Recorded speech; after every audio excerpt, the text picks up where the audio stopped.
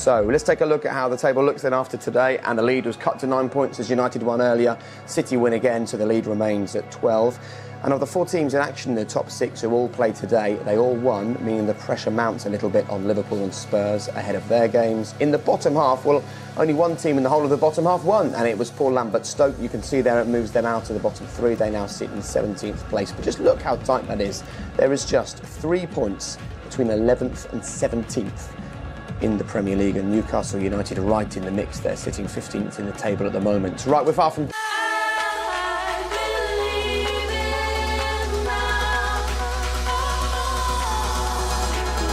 Thank you.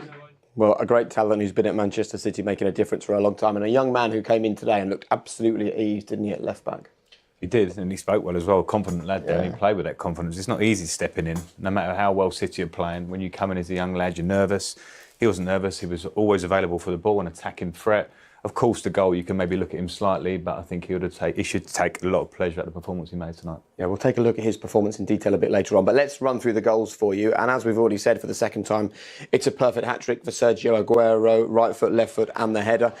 They've decided it's his goal. I'm not sure how you work out it's his goal, because... We'll have to take his word for it. I love this goal because of the connection between the two players. The catalyst for this is the shift of the ball. Aguero's position is perfect for a striker in the box. You want to get in between defenders. You're not being marked by either of them.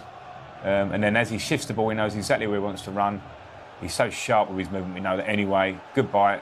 Newcastle defenders cannot get at him, and he gets the smallest flick on it. You see here, Kieran Clark, one of three centre-halves there. He's looking there. The moment he looks there, that's the moment that Kevin De Bruyne shifts the ball. And it's all about timing at this situation in the box. His timing's off, Aguero's is on. And once you lose that yard, he takes a step the wrong way because he hasn't seen the shift of the ball. And then there's no way back. The ball's in the back of the net before you can make amends with your movement. And it's a fine line. Small little details like that will define it. He really, as a defender, you take one look, you take a picture of the situation, and you shouldn't need to look again, especially with 3 defenders at the back there. He should be going and man-marking Aguero there, having no doubts. But other players say you should be constantly looking all the time. And it was Leroy Sané who was a few yards away. You can't blame him for wanting just to have a little bit of a look. If you do look that one time, you will see that his other defensive partner there can take Leroy Sané. I mean, it's difficult because it's happening so quick, and that's what separates the good defenders from the top great defenders. That being able to take one look, get a picture of it, and owning that position straight away, and understanding what situation you're in. That's my man. Identify it quick, take over the situation. And trusting your teammate as well. If you see that Leroy Sané's got a man with him, you have to kind of trust that that's looked after, don't you? Yeah, you do. I think, Rio, you know better than me, Rio, as a centre-half, you'd have been there many times, and you're right, the head needs to be on a swivel, but sometimes top movement and perfect movement and a perfect delivery makes it very hard. It's unfortunate that it was so good because that makes us all analyse that small mistake that he made. Yeah, sometimes as a defender, you'd watch it, and I've done it loads. You'd pick everything out of a situation like that. I'd go into the office on Monday and I'd be going, that's my fault, that's my fault. But then someone will come in, Gary Neville was quite good at it, he'd come in and go, you know what, sometimes it's a great ball and great movement, you can't actually do it, there's not enough time to react. And reluctantly you'd say that, but top professionals will always look at themselves first, and I'm sure Kieran Clark will do that. And does that just come from Kevin De Bruyne and Sergio Aguero just playing so often with each other that as soon as he switches onto his other foot, Aguero just knows? Yeah, I mean, it's intelligence. Great players have intelligence. They know their teammates. Not just that moment there, but everything Manchester City do as a team, it's like second nature. They all know they're so well drilled. They must do this in training all the time. Aguero's cute. He knows his first position. De Bruyne, as soon as he moves it, naturally then he delivers brilliantly. It's all in tandem with each other. Intelligent players throughout their team. We were about 20 seconds in, weren't we, when you just said they look so well drilled. You could see it straight away. Yeah, and like Frank just said there, it's from the training ground. This is going to be from hours and hours on the training ground, drilling into the players, which positions you take up. The 2 wingers always stay high and wide once they get the ball at the back to pin back the opposition's fullbacks, to allow more space in the middle of the pitch. There's so many catalysts throughout the team that allow them to play. So we've spoken about a good ball into the box, we've spoken about swift movement. What about pace? Because that's what created the second goal, wasn't it? Well, I always wish that I had pace as a player because it's deadly. But you know what I love here? Good old-fashioned 1-2. They're full of 1-2s throughout their team. They pass and they run quickly behind you. And that will pretty much be any defender in the world. When you've got that pace, the minute you're the other side, bang, bang, I'm the other side of you, you've got a real problem. And you feel for the Newcastle defender as well, because by the time he realises it, you can see there's a desperation in the challenge, enough of a lean on him to send him down, and it's a penalty. The defender there will be saying, oh No.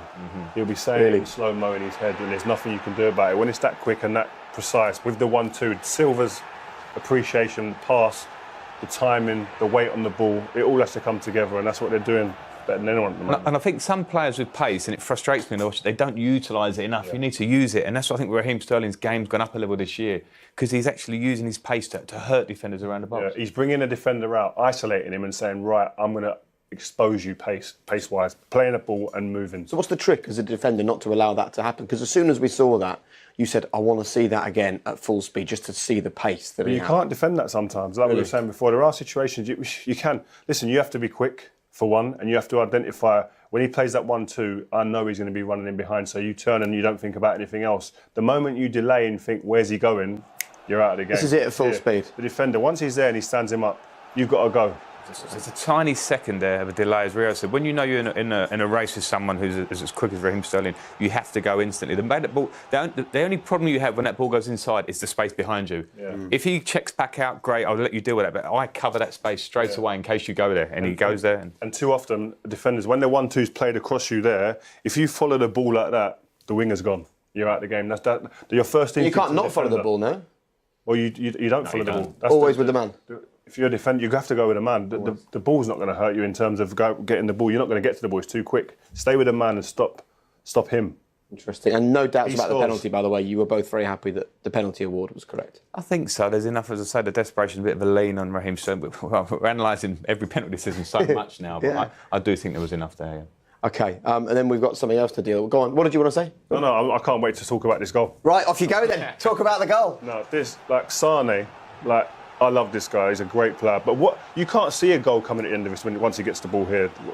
Where's it coming from? What's he seeing here? But let you play it on here, and he just makes it out of nothing. Tears through the middle of the defence. Yedlin was brought on. He wished he was never brought on this pitch. He absolutely destroys him there. Puts it on a plate for Aguero. And for me, Sane is the best attacking wide player for me in the league. He's fantastic to watch. Great player. So mature in his decision-making. I think it's the pace and balance of his movement there. Reminds me of the great Ryan Giggs goal when he was just shifting past people at ease.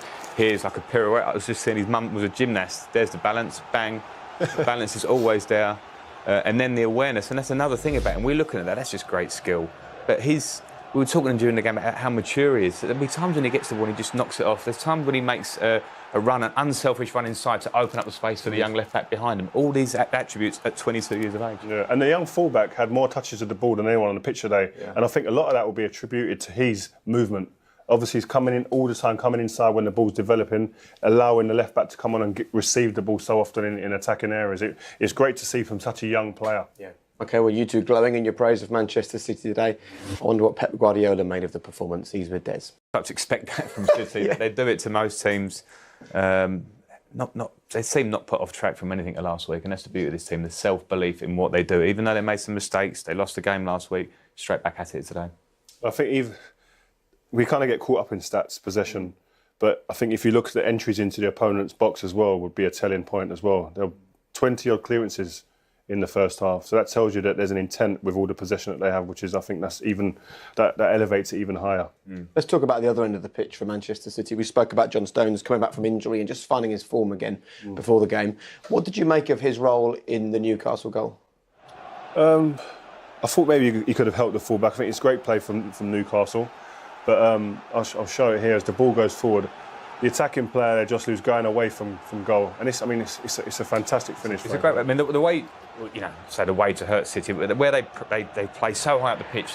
As soon as you win it back as quick as you can, you have to try and play behind them. Remember, you noticed the space. Joselu's going away from goal here, so Stones for me needs to stay central in the park. There's nothing out there in the wide area is going to be happening, but he's motioning across that side of the pitch, which opens that gap in the middle between him and the young fullback, which leaves the left back isolated, and his position maybe could have been better. He could have realised and run back towards goal quicker. But once Murphy's in here, it's game over, and it's a fantastic finish. I mean, his brother scored one similar against Arsenal for Norwich the other day, identical twins. That's because they learned their trade at an amazing club. Norwich. Move on.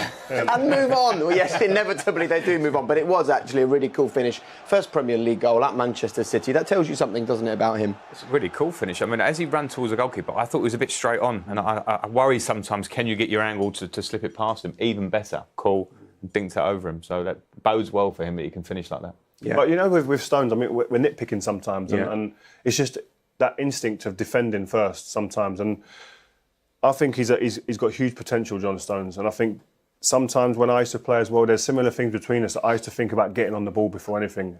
And I think in a Pep Guardiola team, you've got to do that more so. But I think if you get that defensive instinct in your system early in a game and get yourself on the ball, assertive, assured in terms of defending first, I think we won't see as many mistakes from John Stones, and confidence. He's just come back from injury. Sometimes you need a bit of time. Interesting. Right, thank you for now.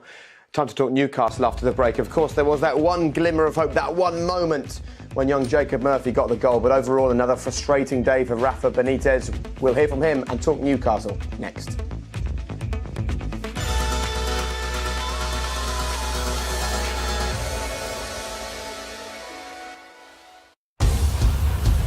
This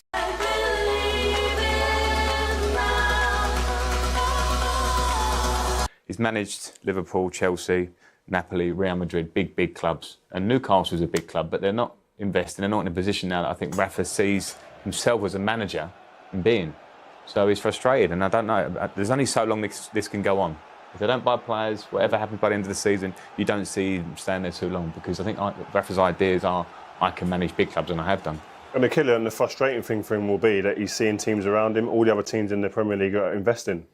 And so he'll be sitting there saying, well, why can't we? And I mean, that's the question that he's probably having between him and the owner of the football club, who seems in a position where he wants to sell at the moment, and there's a consortium swirling around actually trying to take over the club. But, I mean, he's invested as an individual near on £250 million, Mike Ashley. So, yeah, I don't think he's been shy in coming forward in that sense. A lot of money for an individual to put in.